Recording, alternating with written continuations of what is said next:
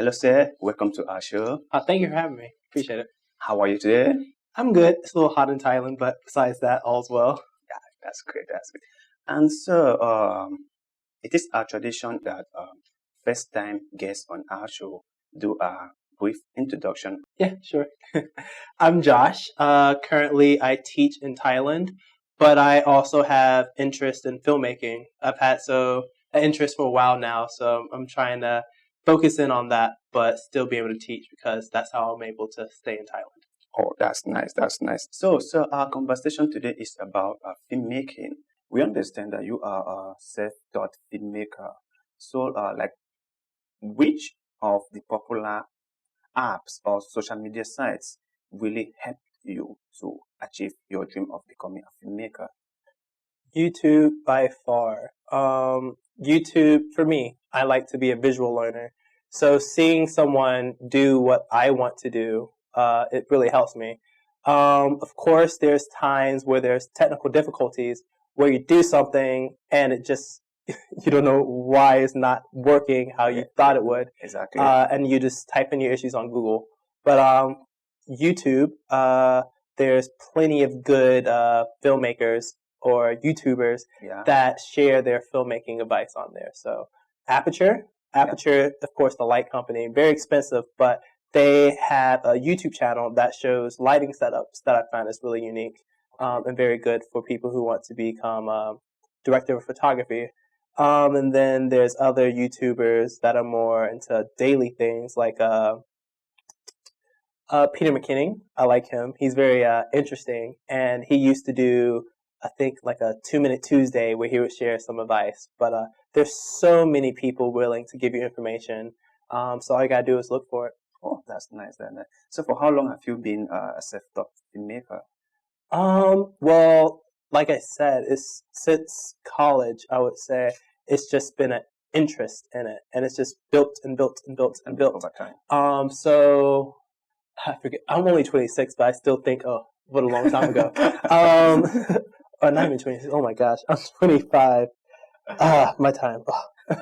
I'm old. But no, it's only been maybe 3 or 4, 5. Let's say 5 years. 5 years. So, yeah. But it's built. Okay. Yeah. So within this 5 years period that you've been involved in filmmaking, how has things been working out for you? Okay. Well, I'm finally starting to take it more seriously. Prior to that, I'm not saying I'm a man of many talents, but I try to have aspirations in many different areas of creativity. But recently, I'm deciding to focus more so on video. Okay. So with that, I've recently been getting more and more and more equipment through Facebook, Facebook Marketplace, and other avenues like that. And I would say it's going pretty well. It's a good start. It's a good start. Yeah.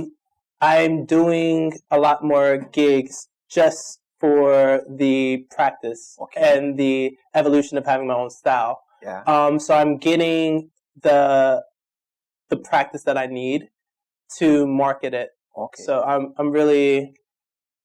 I'm happy right now. I'm happy for you. Yeah, I appreciate it. I'm happy right now because I'm getting a chance to focus in on something that I would like to do. So it's great. I see. So have you had the opportunity to carry out a paid job? Not yet. Because that's not my focus. Yeah. I'm in a position that I'm blessed enough to be financially stable to not have this be my main monetary income. Yeah, exactly. I do teach and I do tutor. Okay. So those two things alone, those two sources of income alone provide for my living in Thailand and is still able to afford some video stuff. So my goal this year is to get the skills necessary to focus on filmmaking to make it my main source of income. Our next point is throughout the 5 years that you've been doing videos, right? And I know you might have posted some of them on your social media platform, right? Maybe Facebook or maybe YouTube, right? So how has the response from the viewers been? Like, are they satisfied with what you're doing, or do they think that you should improve or do some adjustment on the videos? It depends on what you post. You can care about something so deeply and spend so much time on it, but it gets so little feedback, and you feel like, wow. I personally did. So I would have product that I would spend time, hours on, and then perhaps, let's say, days editing. And it literally only gets the mother, the father, the best friend, and let's say the sister liking it. And it's like, why? And then I post something that's recently, or let's say post something about green screen that I teach my kids, like just literally to teach my kids. And it takes like an hour or 2 hours just in a school day just to show my kids the final product. And that gets like, wow. And I'm like, this is literally something I did to teach my kids.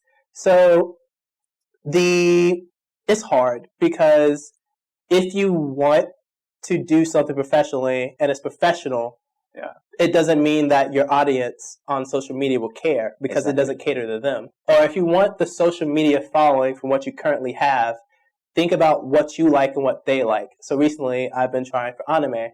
It's just something simple I can do. Like I can knock out a couple videos and then post it there, but because I care about it and I have more viewers that care about that, I have a lot more likes now.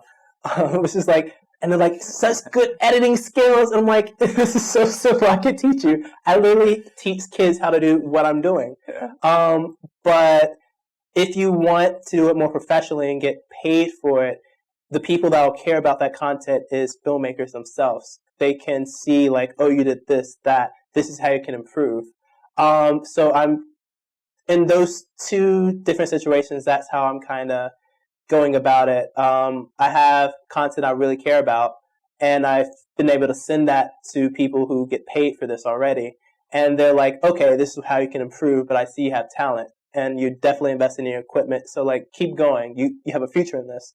And then for my lesser quality, it's still quality, but I don't take hours into the craft.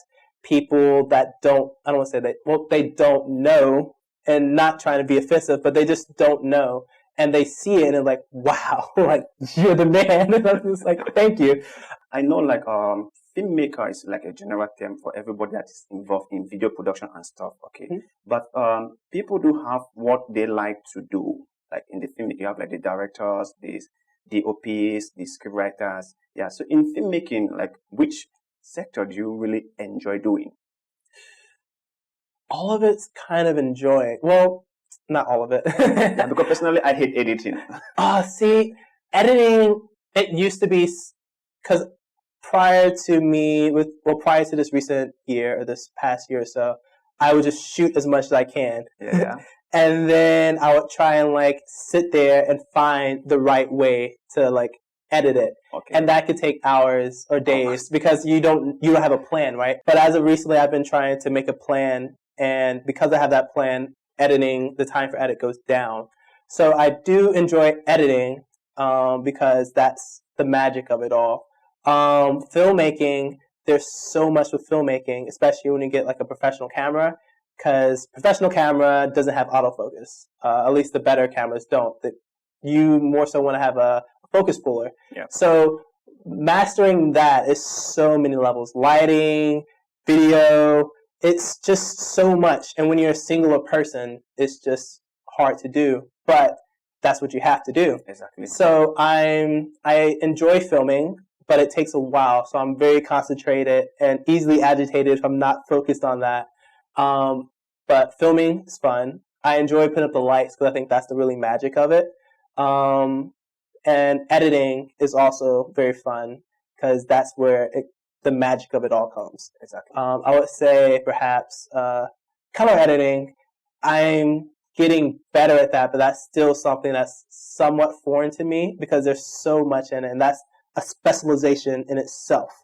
But I'm learning that slowly. But one thing that I don't know as well is audio, so capturing voices, because it's just so much areas, and becoming a professional audio is such a skill set, and it's just one of those things that I find difficult. So I enjoy a lot of it because I have to at this point. In your free time, okay, what kind of things do you like to shoot? Like, do you like to do maybe commercials or do mini documentaries or what? Well, I like to do product stuff. I think that's fun. But even before that, I guess what's really fun, and as a recent, like I said, because it gets the audience speaking and like liking, is just doing videos for TikTok. Okay. Just simple like that. You can do it with your phone, but for me, I just prefer to use a simple DSLR. Oh, I see. Do you think that it's necessarily for somebody to go to a film school? Really, it's up to you.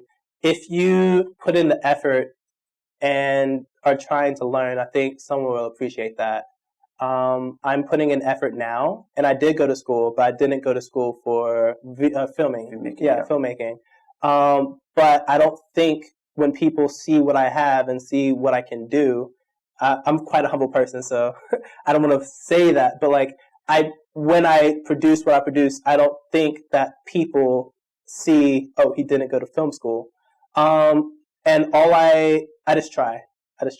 And I try and learn from videos, from YouTube. So as long as you try, that's like, just try. Just try. Yeah, just try. I don't know. Like, it depends on your situation, but as long as you have effort, that's all that's needed. That's nice. The main objective of our show is to offer advice to viewers. Okay. So before we go, we would like you to offer some advice to viewers who might have similar passion in filmmaking. If you're interested in filmmaking, and if you're watching this video itself, you likely have a phone. A phone is a camera in itself. There's many different apps you can download to get started. I'm personally, like I said, in my free time, I'm liking TikTok. TikTok is a app that allows you to easily express yourself in video editing. Yes, it's only 15 seconds, but in that 15 seconds, you have a voice because people will listen to it. And two, it's actually very capable because it has different tools to allow you to cut the video, and different tools. Like, it even has a green screen part that you can use. And I'm like, wow, it doesn't look great, but it's a green screen part that simply cuts you out and allows you to overlay onto something else.